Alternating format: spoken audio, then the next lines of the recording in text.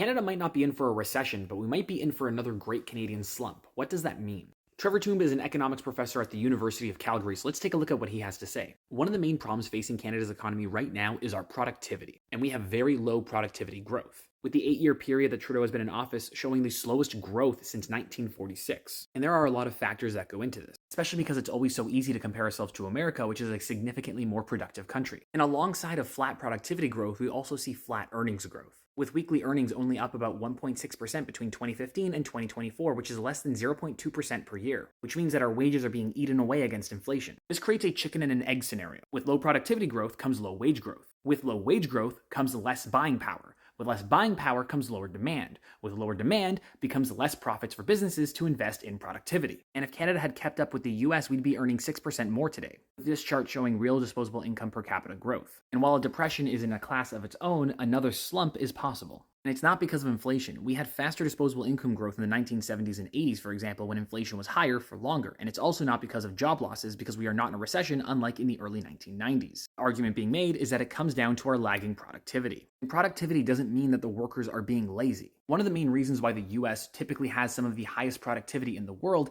is because they have the money to invest in things that make things more productive. For example, new machinery, new technologies, new softwares, more training for employees, different practices. So because the US government and businesses dump so much money into these different things, including technology, that increase productivity, they are outpacing us. And since 2015, we've seen lower business investment, higher policy uncertainty, lower tax competitiveness, pandemic disruptions and aftershocks, unsustainable housing cost increases, a lack of competition and dynamism in key sectors, and many more. So no, it's not just Trudeau's fault, although we can blame the government for some of this. But businesses aren't investing as much. And if businesses aren't investing in their technology or their employees, of course we're going to fall behind.